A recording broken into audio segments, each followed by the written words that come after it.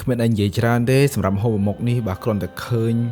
បាទចាប់ចង្កឹះដាក់ជាមួយនឹងទឹកប្រហុកនេះគឺថាងឆ្ងាញ់តែម្ដងបងប្អូនបាទនេះគឺជាសាច់អាំងបាទសាច់អាំងជ្រលក់ជាមួយនឹងទឹកប្រហុកគ្រាន់តែឃើញរូបភាពគឺថាងចាប់មាត់តែម្ដងណាបងប្អូនណាបាទបានជាមួយនឹងឡាប់យេតិចទៀតគឺថាងពិតជាឈ្ងុយឆ្ងាញ់មែនតែនបាទហើយនេះគឺជាមុខម្ហូបបាទសាច់អាំងទឹកប្រហុកបាទមួយមុខដែលជាស្នាដៃរបស់គ្រួសាររបស់ខ្ញុំណាបាទប្រពន្ធរបស់ខ្ញុំនេះគឺគាត់ចូលចិត្តធ្វើម្ហូបណាស់បាទបងប្អូនដែលបានប្រពន្ធចូលចិត្តធ្វើម្ហូបបាទជឿទៅបើម្លឹងគីឡូក៏ឡើងសាច់ដែរណាបាទបាទគេថាឲ្យតែបាននិយាយធ្វើម្ហូបឲ្យញ៉ាំនេះគឺថាបាទមិនអាចទៅញ៉ាំបាយក្រៅបានណាញ៉ាំជុំគ្រួសារគឺថាឆ្ងាញ់មែនតើអញ្ចឹងមកបរោះដែលបានភរិយាដែលប្រកែធ្វើម្ហូបណាបាទគឺថាគឺបានម្ហូបឆ្ងាញ់រាល់ថ្ងៃតែម្ដងបាទក្នុងវីដេអូនេះគឺខ្ញុំអត់មានបង្ហាញអីច្រើនទេគឺខ្ញុំ voice ជំនួសប្រពន្ធខ្ញុំទេបាទគឺគាត់អត់ទាន់ហ៊ាន voice សំឡេងឥឡូវខ្ញុំ voice ជំនួសគាត់ហើយតាក់ទងទៅនឹងរូបមន្តអីផ្សេងៗបងប្អូនអាចមើលនៅក្នុងវីដេអូបាន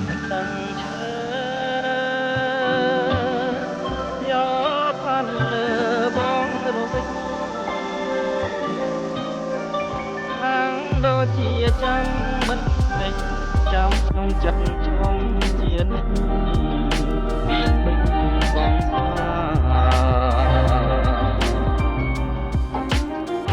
ឆ្លងឈើយកបានលើហាងដូចជាលើកដៃបងហាងស្នេហាដែលគ្មានសង្ឃឹមឡើយណា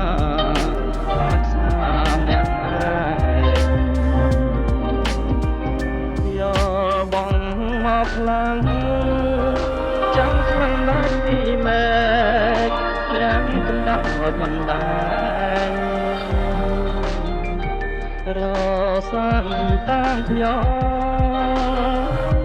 ម្នាក់ឯងឃើញតែដីអស់សង្ឃឹម